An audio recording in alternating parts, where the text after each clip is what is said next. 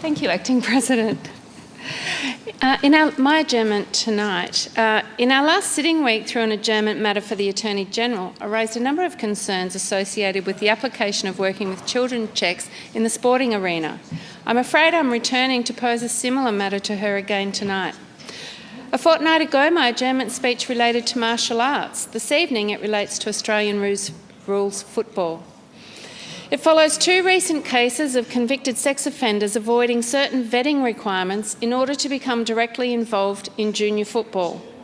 One came to public attention in May when it was revealed a recidivist sex offender was allowed to umpire matches, reportedly partly because of a favourable reference from a very senior figure in the AFL. The other case made headlines last month when an already frequent perpetrator was convicted again, this time of an indecent act after gaining access to his young male victim from infiltrating a football club as a financial sponsor.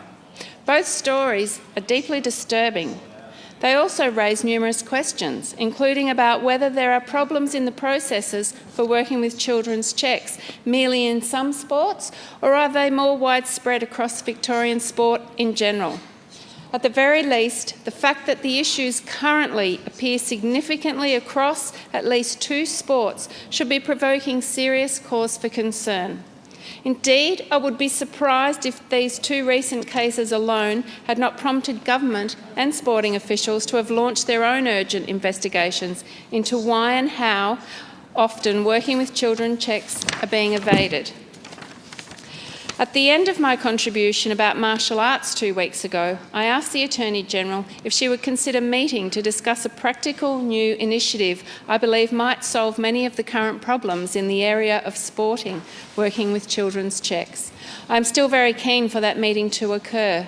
However, a further action that I would also now like to seek from her is that she indicate what reporting and review mechanisms are in place that allow the Department of Justice to identify cases where a working with children check has been issued in error and/or where a check of someone's suitability to work with children should have been conducted but hasn't been. I would also be grateful if she could disclose the numbers of cases that have fallen into each of these two categories since the commencement of the state's Working with Children Checks scheme, including specifically in the area of junior sports. Mr Davis.